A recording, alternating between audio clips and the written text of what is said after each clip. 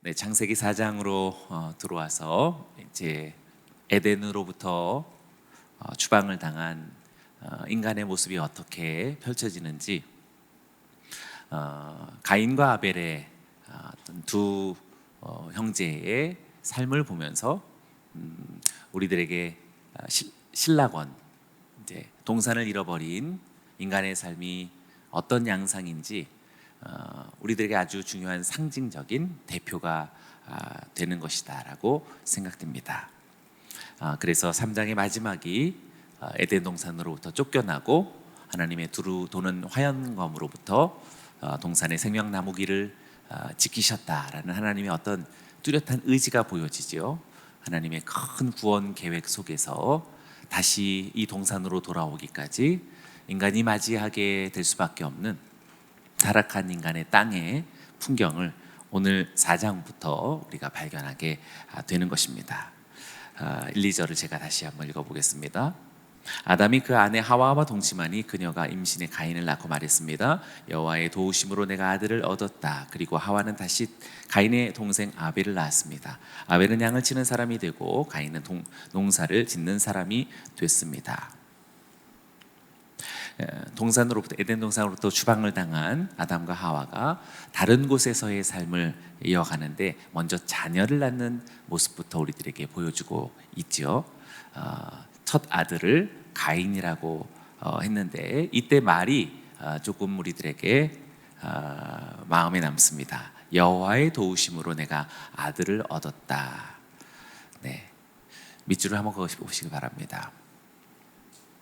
타락한 인간이지만, 그리고 에덴 동산으로부터 추방당한 인간이지만, 그래도 그 양심 속에 하나님에 대한 인식, 또 하나님에 대한 어떤 관계성이 살아있고 남아있다라는 사실을 발견하게 됩니다. 우리들에게도 죄의 어떤 근본적인 것은 전적인 타락이지만 사실 우리가 오락가락하죠. 무조건 불인식 속에 있지는 않겠죠. 인식 가운데 있지만, 그러나 이렇게 미혹이라는 어떤 주제들이 찾아오면서 우리가 인식과 불인식, 믿음과 불신, 이 관계를 계속 오가고 있는 것이라고 할 수 있겠습니다. 그러니 우리가 전적으로 다 믿음으로만 있는 것도 아니고 또 전적으로 불신 속에만 있는 것도 아닐 것입니다. 그러나 그 성향과 어떤 상황들을 우리가 잠잠히 바라보면 그것을 많이 교정할 수 있는 어떤 길을 우리가 발견할 수 있다고 생각합니다. 여기서 아담이 여호와의 도움으로, 하와가 여호와의 도움으로 내가 아들을 얻었다라는 그래도 하나님의 어떤 도우심, 또 하나님의 어떤 역사성을 인식하고 있는 하와의 양심 속에 선한 어떤 가능성을 그래도 발견할 수 있으리라 생각합니다. 그리고 이름을 가인이라고 했는데, 가인이라는 말은 세운 자 혹은 얻은 자라는 어떤 잃어버린 어떤 가능성을 이 가인을 낳으면서 다시 세워지고 또 얻어지는 어떤 소망에 대한 이름을 담고 있다는 것을 발견하게 됩니다. 비록 하나님의 말씀을 거역해서 약속의 동산으로부터 쫓겨났지만, 그럼에도 불구하고 자신들의 대를 잇고 역사를 세워나갈 수 있도록 자녀를 얻은 것에 대한 일종의 감사와 소망의 의지를 담은 이름이 바로 가인이라고 말할 수 있겠죠. 반면에 둘째 아들의 이름은 헤벨, 조금은 이 카인과 어떻게 보면 다른 양상을 띠는 이름이 됩니다. 이 헤벨이라는 말은 우리 성경에서 유명한 성경인데요, 성경 전체에서 약 70번 정도가 사용이 됐는데 제일 유명한 이 헤벨 신학에 대해서 말하는 것이 전도서입니다. 헛되고 헛되니 헛되고 헛되도다라는 무려 한 32번 정도가 전도서에서만 이 헤벨이라는 말이 나옵니다. 헛됨이라는 허물을 말하는 단어가 바로 이 헤벨이죠.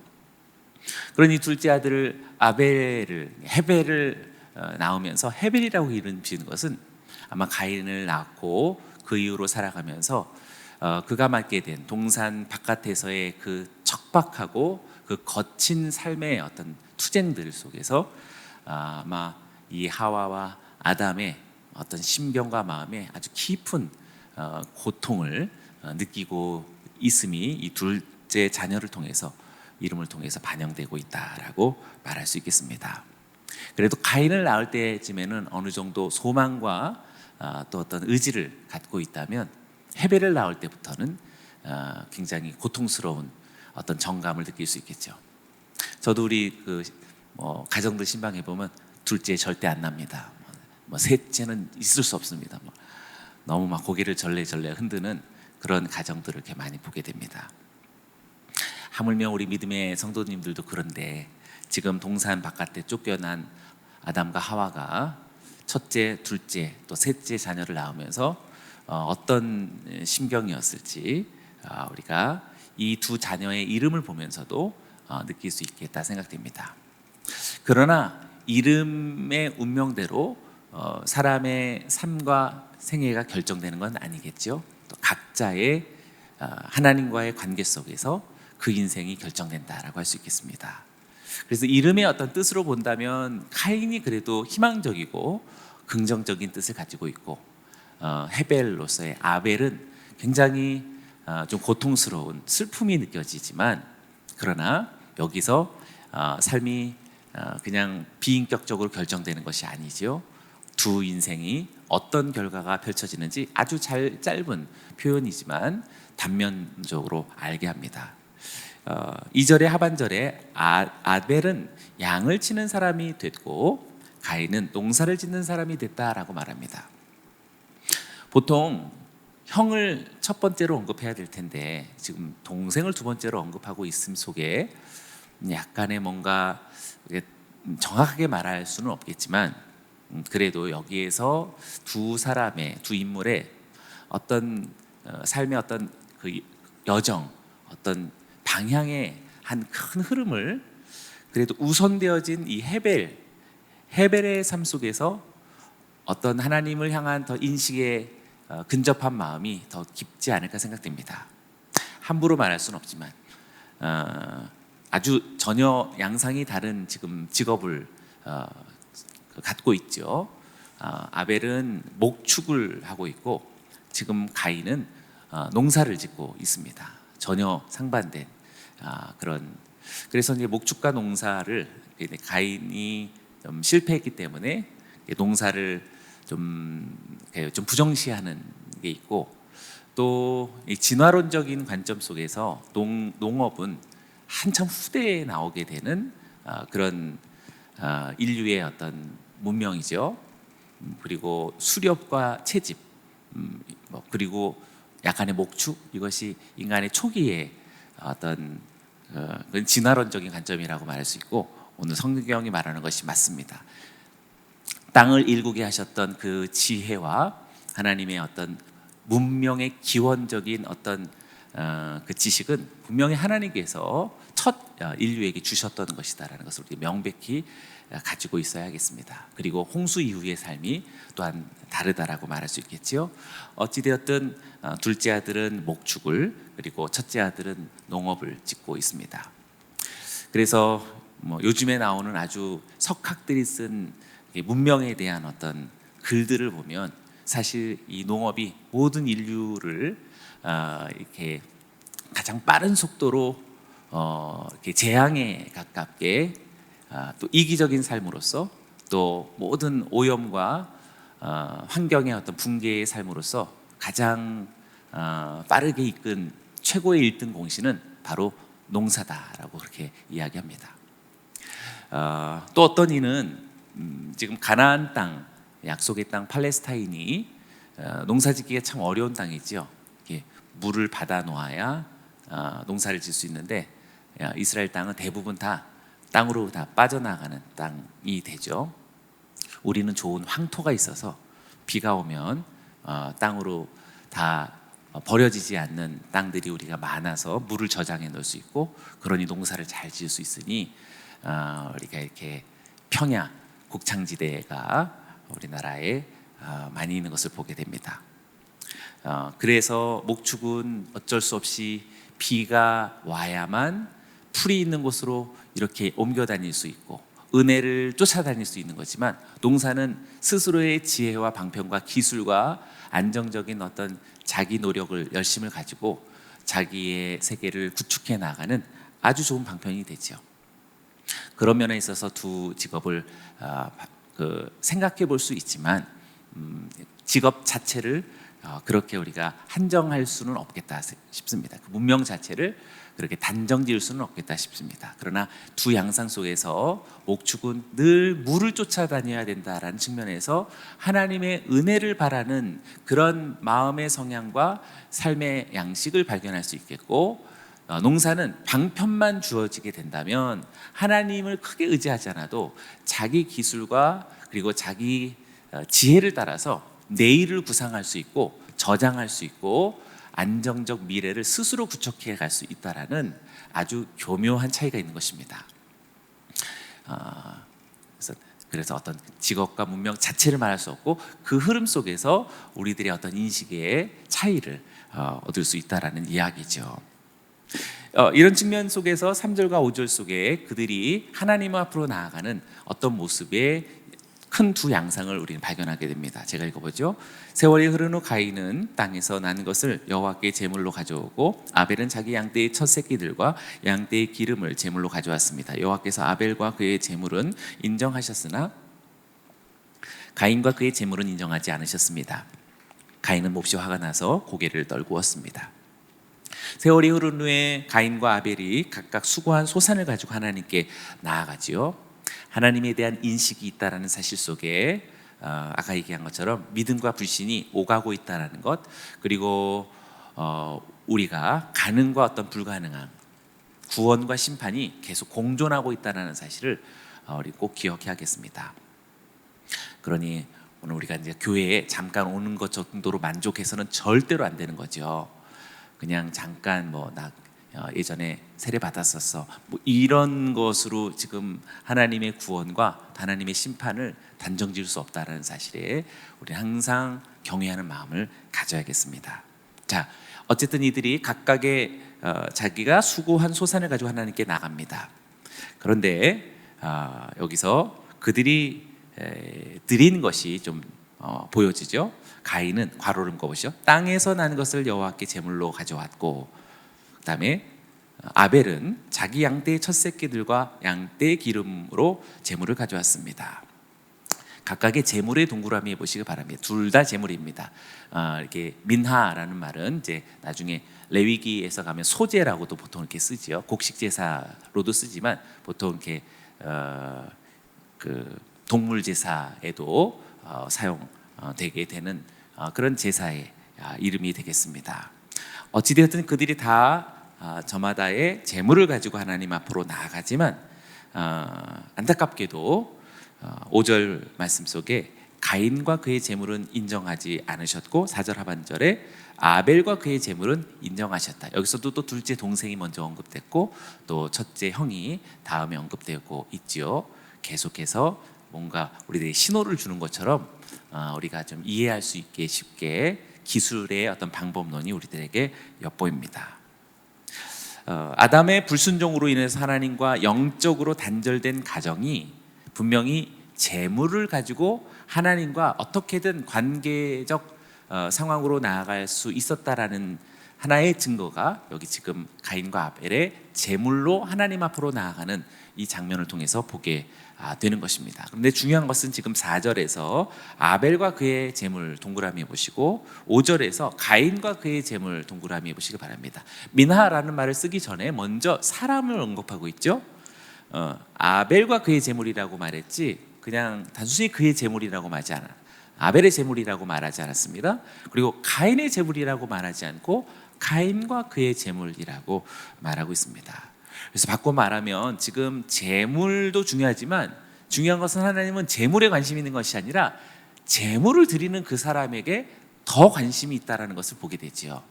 그러니까 우리가 지금 예배당에 나온 것도 민하라는 의미에서 소중하다라고 말할 수 있지만 중요한 것은 너 자신인 거죠. 예배하는 너 자신과 그 예배라고 할 수 있는 것이죠.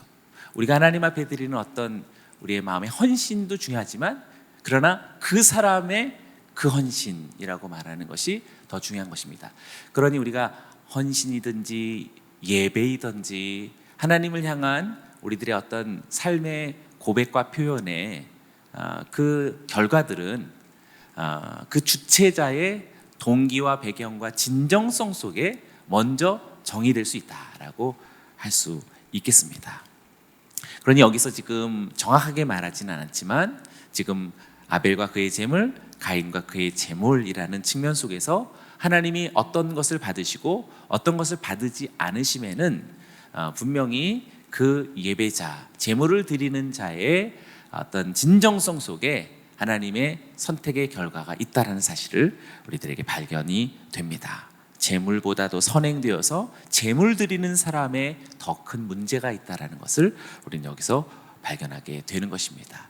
그러니 오늘 지금 생명의 삶 제목처럼 예배보다도 중요한 것은 그 예배자의 전적인 삶 자체로서 하나님 앞에 드리는 그 예배자가 중요한 것이지 예배 자체라는 어떤 그런 내용이 하나님을 기쁘시게 하는 것은 아니다라는 것을 보게 됩니다. 정말 하나님은 인격적이신 분이시다라는 것을 깨닫게 되는 것입니다. 그러니 오늘 새벽에 주를 향하는 여러분들이요, 하나님을 예배하는 여러분들의 진정성 있는 그 마음, 또 한 주간을 선물로 받고 그 삶을 살아가는 여기 있는 저와 여러분이 이 모든 삶 전체를 가지고 하나님께 예배하는 그런 충만한 소망이 오늘 이 아침 다시 있게 되기를 축원합니다. 자, 그렇다면 다시 한번 조금 더 깊게 하나님은 왜 가인의 것을 인정하지 않았고 아벨의 것을 인정했는지 조금만 더 생각해 보면 아까 이제 보통 피의 제사라고 해서 동물의 제사를 받으시고 또 곡식의 제사를 받지 않으시면 조금 아닌 것 같아요. 왜냐하면은 곡식의 제사를 하나님이 싫어하실 리는 없고, 그리고 창세기가 처음 시작하면서 땅을 경작하게 하셨죠, 아담에게. 그러니 당연히 소산이 있었다라는 것은 그 짐승의 어떤 소산만이 아니라 분명히 곡식의 소산이 있다라는 것을 보게 됩니다.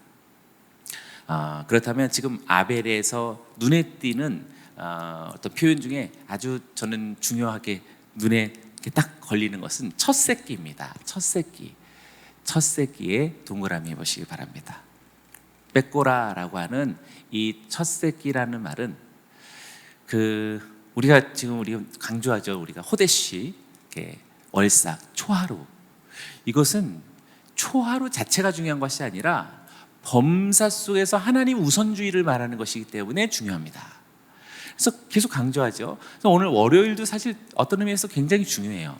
왜냐하면 한 주가 시작되어지는 그 첫 순간에 내가 무엇을 인식하고 내가 무엇을 결정할 것이며 나의 모든 방식과 나의 모든 총체적인 어떤 동력의 근원, 그리고 어떤 목표하는 어떤 소망이 어디에 있을 것인가를 결정짓는 신앙의 어떤 그런 큰 중심축이죠. 그런 의미 속에서 첫째입니다. 그런 의미가 늘 인식되어져 있고 그것이 계속 살아있는 사람은 분명히 하나님의 인식, 아까도 하와도 하나님을 인식했고 가인과 하와도 어쨌든 재물을 가지고 하나님께 나아갔기 때문에 분명히 인식이 있는 거예요. 여호와 하나님에 대한 인식이 있어요. 우리도 이렇게 예배를 드리고 오가기도 하고 하죠. 여기 있습니다. 그런데 여기 있다고 해서 다 똑같은 사람이 아니죠. 아까 얘기한 예배가 중요한 것이 아니라 그것을 예배하는 그 예배자와 그 예배라고 얘기한 것처럼 우리들의 마음속에 우두커니 다른 곳을 향하고 있고 몸만 여기 있다라면 하나님이 그걸 모르실 일이 없겠죠. 그리고 목회자가 설교는 잘한다고 하는데 마음속에 막 이상한 좀 세속적 어떤 가치관이 아주 팽배함 속에서 이렇게 경영하듯이 이렇게 하는 거면 하나님 모르실 리가 없겠죠. 가시로 혹시 잘 될지는 모를지라도 하나님 그것은 반드시 기뻐하지 않는 것이라고 할 수 있겠습니다. 그러니 지금 여기서 이 첫 새끼라고 하는 것이 저는 굉장히 마음에 와닿습니다. 사랑하는 여러분, 여러분들에게 항상 뭐든지 첫 시작, 첫 의미를 하나님께 두신다면 여러분들의 모든 인생의 시작도 하나님이요 마침도 하나님이시다라는 거대한 우리들의 삶의 물줄기를 결정짓는 거룩한 습관이다라고 생각합니다. 그러니 초하루는 그냥 자동적으로 그냥 하나님 앞에 나아가기로 결심하시고, 그리고 범사에 아침에도 일어나자마자 주님 이름 부르면서 말씀과 기도의 삶을 계속, 짧아도 상관없습니다. 일어나면서 벌떡 하나님, 그래서 주무시면서 주여 그렇게, 그런 습관을 들이시는 거죠. 그렇게 하면서 우리들의 삶이 첫 새끼에 드림이 있다면 하나님이 그것을 그 사람의 중심을 아시면서 인정하실 수밖에 없는 그런 하나님의 기쁨과 감동이 아닐까 생각됩니다. 잠언서 3장 9절 말씀을 한번 보시죠. 우리 자막에 보여지는데 같이 한번 읽어보겠습니다. 시작. 내 재물과 내 수사 첫 열매로 여호와를 공경하여라. 자, 그럼 보십시오. 본래는 안식일이었다가 주일이 됐잖아요. 주일이 되었다라는 것은 8번째 날이 되었다라는 거죠. 8번째 날로서 이렇게 큰 축을 바꾸셨다는 것은 어떻게 보면 우리들의 삶의 시작이 이제 첫날, 둘째 날, 셋째 날, 그리고 일곱째 날 안식이다라고 하는 것이 이제 그리스도 예수의 부활로 인해서 완전히 바뀌어버리죠. 오히려 부활로부터 우리들의 삶이 펼쳐지는 것이라고 말할 수 있는 것입니다. 오순절도 마찬가지죠. 50일이라는 것은 77에 49에 50일이니까 8번째 날이 되는 것이죠. 8번째 날 성령의 오심으로 인해서 우리들의 앞으로의 인생이 쫙 펼쳐지게 되는 것이지요. 그러니 우리가 이렇게 주일이라는 것도 역시 하나님의 은혜로 우리의 삶은 이어지는 것이고, 부활의 능력으로 우리의 미래가 펼쳐지는 것이다가 매 주일 예배마다 선언되는 것입니다. 그러니 주일 예배를 어떻게 그냥 함부로 드릴 수 있겠어요? 딱 정신 번쩍 들면서 하나님 앞에 주일 예배, 우리 믿음의 선조들이 계속 가르쳐주고 우리 부모님들이 가르쳐줬던 주일 성수해라, 주일 성수해라 라고 하는 그 말이 사실 저는 첫 새끼와 다름이 없다라고 생각합니다. 그런데 이렇게 코로나가 되고 하니까 굉장히 막 일절 다 생략되는 거, 무참히 생략되는 거죠. 괜찮아, 그냥 뭐 이렇게. 저도 한번 이렇게 온라인으로 예배를 드려봤거든요. 거의 한 번도 처음부터 끝까지 제대로 드리는 적은 거의 별로 없었다라고 생각됩니다. 이렇게 하고서 다른 거 잠깐 보고서 또 잠깐 들어오고, 귀로 들으면서 또 다른 거 하고 이렇게 되죠. 우리가 온라인 예배를 다 이렇게 무시하는 건 아니지만, 그러나 첫 새끼로서의 하나님 앞에 드림이 더 진정성 있게, 더 온전하게 하나님을 예배할 수 있는 우리 모두가 되기 원합니다. 우리 목사님도 늘 얘기하는데, 이제 교회 가는 거 막 주저되고 그러는데 식당 가는 거 전혀 주저하지 않는 그런 성도님, 약간 모순적인 거죠. 교회는 어떻게 그럴 수 있어, 하지만 식당은 아무 생각 없이 그냥 이렇게 갈 수 있는 그런 약간의 모순인 거죠, 우리 삶 속에. 그 모순 속에 하나님이 홀대되고 있다라는 사실을 보면 너무 사실 슬프다라고 할 수 있겠습니다. 다시 한번 첫 새끼의 마음을 가지고 하나님을 생각하는 이 아벨의 마음을 하나님 하였으리라 생각됩니다. 반면에 가인도 아마 첫 곡식으로라는 표현이 있었다면 저는 동등했을 것이다라고 생각되는데, 그 표현이 있지 않아서 그냥 제 묵상에는 지금 가인은 땅에서 난 것 이것저것을 드린 것이기도 하고, 또 때로는 이제 곡식은 좀 저장할 수도 있는 것이니까 잠깐 창고에 있는 것도 이렇게 가져다가 드린 것일 수도 있겠다 싶습니다. 양상이 많이 다른 것이죠. 그러니 뭐 다 드린 건데 어때라고 말할 수 있지만, 여기에 우리들의 가치, 우리들의 진정성, 우리들의 본질이 매우 차이가 있다라고 말할 수 있습니다. 그래서인지 히브리서 11장 4절 말씀 속에 가인과 아벨의 어떤 것이 믿음인지를 너무나 선명하게 보였는데요. 히브리서 11장 4절, 믿음으로 아벨은 가인보다 더 나은 제사를 하나님께 드림으로 의로운 자라 하시는 증거를 얻었으니. 그러니까 믿음으로 의롭다라는 것은 어떻게 보면은 지금 거슬러 올라가 아벨부터 시작된다라고 말할 수 있겠습니다. 믿음으로 더 나은 제사를 드렸는데 그래서 의로운 자가 됐다라고 말합니다. 그러니까 믿음으로 드리는 것이 하나님의 옳다라는 인정을 받는 것인데, 그럼 더 나은 제사가 무엇일까? 아까 더 나은이라는 말이 곡식 제사로서 뭐 그냥 제사를 드렸어요. 뭐 안 드린 것보다 나타날 수 있겠지만, 그러나 가인은 그냥 주섬주섬 있는 거 드릴 수도 있겠고, 뭐 아유 이렇게 헐떡벌떡하다가 이렇게 헐레벌떡하다가 이렇게 드릴 수도 있겠고, 하지만 아벨은 첫 새끼라고 하는 정말 어떤 소중한 마음으로서 제물을 드렸다라고 할 수 있는 것입니다. 그래서 믿음으로서의 예배였고 제사였다라고 말할 수 있지요. 그래서 히브리서 11장 6절에서 이렇게 말하고 있죠. 이건 한번 같이 읽어보기 원합니다. 시작. 믿음이 없이는 하나님을 기쁘게 할 수 없습니다. 그러므로 하나님께 나아가는 사람은 하나님이 계신 것과 하나님 그분을 간절히 찾는 사람에게 상 주시는 이심을 믿어야 합니다. 아멘. 믿음으로 하나님 앞으로 나아가야 한다는 사실을 우리들에게 이야기하고, 하나님께 나아가는 사람은 하나님이 계신 것과 그분을 찾는 자에게 상 주시는 이시다라는 것은, 그 인식이 얼마나 더 간절하고 하나님을 향한 인식이 얼마나 지금 구체적인 인격적인 사실인가를 말해주고 있는 것입니다. 사랑하는 여러분, 오늘 한 주의 또 첫날 하나님을 사랑하되 더 간절히 사랑하고, 또 하나님을 찾으시되 더 간절하게 주를 찾으시는 저와 여러분들이 되어지길 원합니다. 그냥 다 괜찮아 라고 하는 그 말을 완전히 지금 무시하시고, 괜찮아 하다가 다 죽어 라고 하는 그 말 완전히 버리시고, 괜찮지 않아, 다시 신앙을 정립하고 하나님께로 나아가고 하나님을 구하고 하나님 말씀대로 살고, 오늘 그런 거룩한 어떤 하나님 앞에서의 선언이 오늘 우리들에게 있게 되길 원합니다. 그러고 보니 오늘 8번째 날이네요. 제가 어제도 8번의 신앙, 8째 날 부활하신 주님이 8째 날 나타나셔서 도마를 회복시켰다는 사실을 기억할 수 있다면, 8번째는 새로운 창조의 시작이라고는 말씀 속에서 우리는 큰 의미를 발견할 수 있겠습니다. 사랑하는 여러분이요, 오늘 저와 여러분이 제사를 드리되 더 나은 제사, 믿음의 제사로서 하나님 앞에 합당히 드린 바 될 수 있는 아벨의 제사가, 첫 새끼의 제사가 여러분에게 있기를 주의 이름으로 축원합니다. 자, 그러니 지금 이러한 정황에서 반응이 나타납니다. 6절과 7절을 5절의 하반절을 보면 몹시 화가 나서 고개를 떨구었다라는 것에서부터 벌써 하나님이 인정하지 않았기 때문에 고개를 떨구고 화가 난 것이 아니라, 이미 그 예물 자체부터가 벌써 가인은 잘못된 제사를 드리고 있었기 때문에 화가 나는 거예요. 그러니까 인정되지 않아서 분노할 것이라면 벌써 그 예물은 의미가 사라지는 것이죠.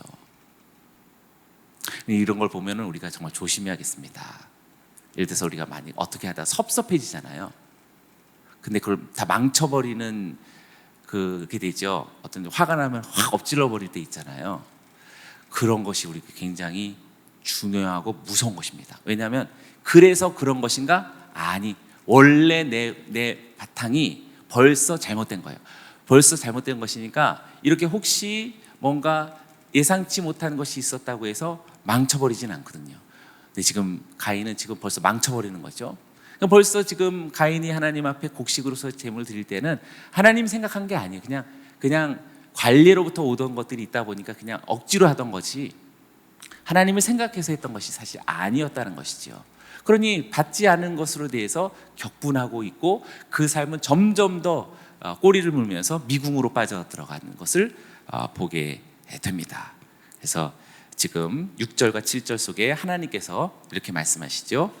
그러자 여호와께서 가인에게 말씀하셨습니다. 왜 화가 났느냐? 왜 고개를 떨구느냐?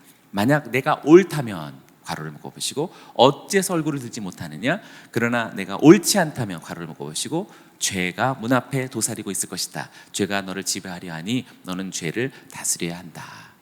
네, 여기서 의가 지금 등장하고 있습니다. 의. 내가 의롭다면, 옳다면, 그러나 내가 불의하다면, 옳지 않다면, 이게 의와 불의가 나타나는데, 이 의와 불의는 믿음으로써 의롭다함을 받고 믿지 않음으로써 의롭다함을 인정받지 않는 것이다라고 할 수 있을 때, 그냥 어떤 믿음, 교회 가면 그러는 건가? 그것이 아니라 사실상 오늘 우리 속에서 어떤 선한 마음의 어떤 결심들이 하나님 앞에 판단되고 있다는 사실을 발견하게 됩니다. 그래서 지금 6절과 7절 말씀 속에 벌써 옳지 않았기 때문에 이제 인정받지 않아, 받아들여지지 않음으로 인해서 자신이 화가 나고 있다라는 사실은 설명할 수 없다는 것이죠. 좀 복잡하게 얘기했지만 아까 지금 얘기한 것처럼 벌써 잘못됐기 때문에 화가 나는 것이지 하나님이 하나님 받지 않아서 화가 나는 것이 아니다라는 사실입니다. 우리들에게도 적용되어지길 원합니다. 우리들에게 무엇인가 하나님 앞에 원망과 그리고 하나님을 향한 또는 세상을 향한 우리들의 어떤 분노와 그런 마음의 출처가 어디에 있는지를 돌아볼 수 있기를 원합니다. 그래서 보면 8절과 9절을 보시지요. 가인이 자기 동생 아벨에게 말해 그들이 들에 나가 있을 때 가인이 일어나 그의 동생 아벨을 쳐서 죽였습니다. 여호와 하나님께서 가인에게 말씀하셨습니다. 내 동생 아벨이 어디 있느냐? 가인이 말했습니다. 모릅니다. 제가 동생을 지키는 사람입니까? 네, 9절에서 말씀 보면 이제 아주 나쁘죠. 아주 나쁩니다. 그래서 숨겨져 있었던 무심함, 그러니까 하나님과의 관계를 가지려고는 하지만 잘 드러나지 않았던 아벨의 첫 새끼와 또 가인의 곡식 제사가 두 가지로서는 잘 식별되지 않습니다. 그래서 우리들에게 구체적으로 말하지 않는 것 같아요. 우리들 각자의 잘 식별되지 않는 그것을 성경 스스로가 규명하기 위해서 잘 정의하지 않았습니다. 우리 각자가 다르기 때문에.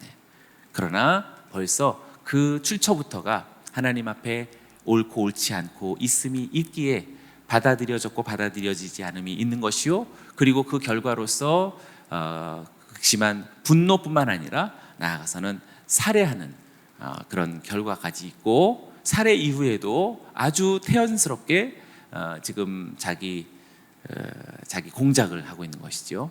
내가 아벨을 지키는 사람입니까? 라고 그렇게 오히려 되묻고 있습니다.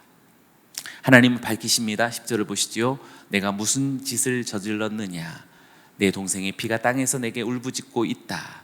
너는 입을 벌려 내 동생의 피를 받은 땅으로부터 저주를 받을 것이다. 어떤 저주가 일어나는지 11절에 두 가지가 등장하는데요. 첫째, 땅을 일궈도 다시는 땅이 내게 결실을 내주지 않을 것이며, 둘째, 땅으로부터 도망해 유리방황하는 떠도는 사람이 될 것이다. 정말 이렇게 슬픈 그런 모습이 되죠. 마치 반지의 제왕의 골룸이 지금 생각이 납니다. 지금 그런 모습으로 이렇게 어디론가 이렇게 저주받은 인생의 한 단면이 가인의 모습 속에서 발견하게 되는 것입니다.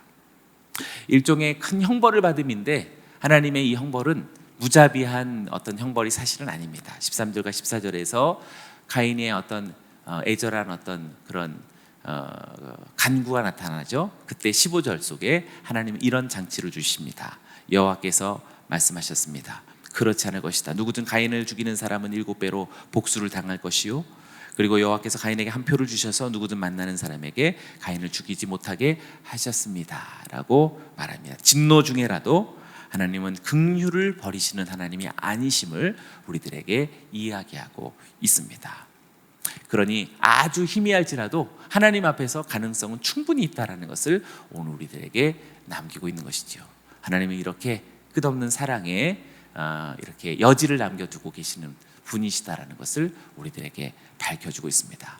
오늘 4장이 시작되면서 15구절을 보며 우리들의 인생의 한 단면, 우리들이 살아가는 이 세상의 단면을 보게 됩니다. 그리고 아주 가깝게는 지금 오늘 범사에 우리가 만나는 우리 성도님들 사이에서도 이렇게 믿음과 불신, 그리고 제사와 더 나은 제사가 이렇게 오가고 있습니다.